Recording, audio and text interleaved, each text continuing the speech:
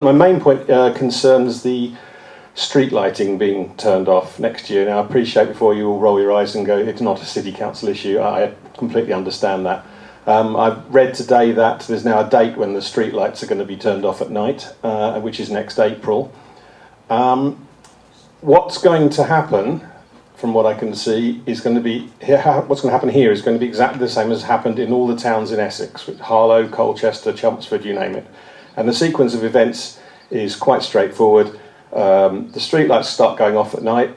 Half the town then realises how awful it is and wants something done about it. The city councillors then have to spend ages explaining to everyone in the city that it's nothing to do with them. Petitions are raised, all sorts of things happen. Eventually, somehow, the money is raised by the city council to put the lights back on again. This is what's happened in Harlow, amongst other places. Unbelievably, so you would think the county council have then job done. They've managed to transfer a huge chunk of their budget over to the city council, and very nice, thank you very much. What's happened in Essex now is that the county council have said, well, we don't care how much money you've raised to put them back on, you can't have them back on anyway. All in all, it's a complete farce. The reason I'm mentioning it now is this is one of the few occasions where we get city and county councillors in a room together. We've got several months before these lights are going to go off, and I just think, would it be great if you guys could all talk, and you know what's going to happen. It's happened in so many other places, the same sequence of events, and everyone ends up looking like an idiot. And everyone ends up really frustrated as well. So if there's anything that can be done, I would be really grateful. Thank you. Councillor Taylor. Thank you. The decision on the street lighting, contrary to the report in the Cambridge News, has not been made yet.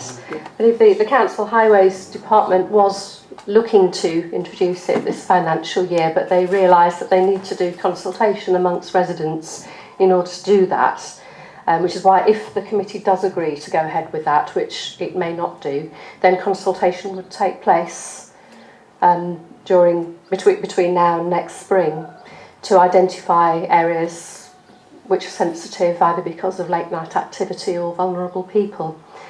An amount of money has been identified in the budget for ensuring that streetlights stay on in areas which have a lot of activity late at night, and I've specifically asked for the area around Addenbrooke's Hospital and sixth form colleges and university colleges to be exempt from that requirement.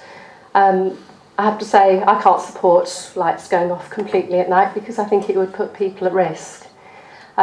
It's going to be discussed at the Highways and Community Infrastructure meeting at Shire Hall next Tuesday morning, and that's when the decision will be taken.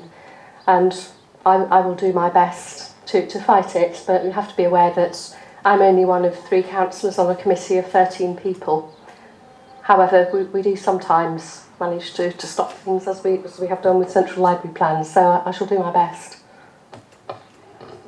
Councillor Riley. Just to carry on from there is other areas as well where they've agreed not to turn the lights off. Where there's traffic calming and humps and bumps around the road, they're going to keep on.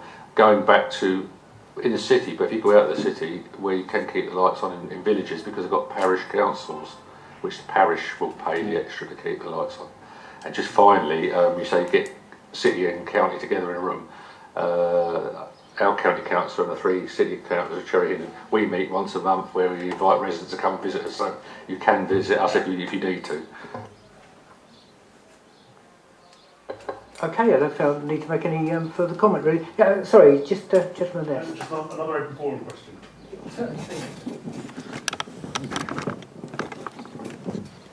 So this is a council meeting, not a forum for the public. But councillors and the council make a big play of it being a meeting that's to listen to the public. So why do we have to have so much inflexibility about how members of the public can contribute?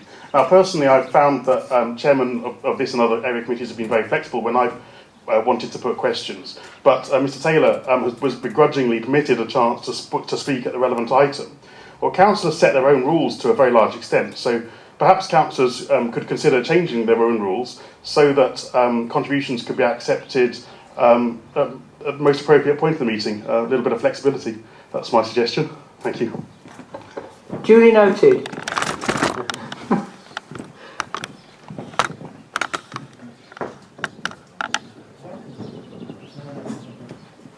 lady.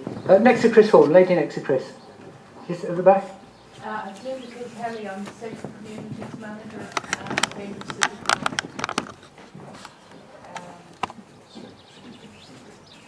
Hello, sorry, did you hear that? Linda Kilkelly, Safer Communities Manager. Didn't recognise in the dark, Linda.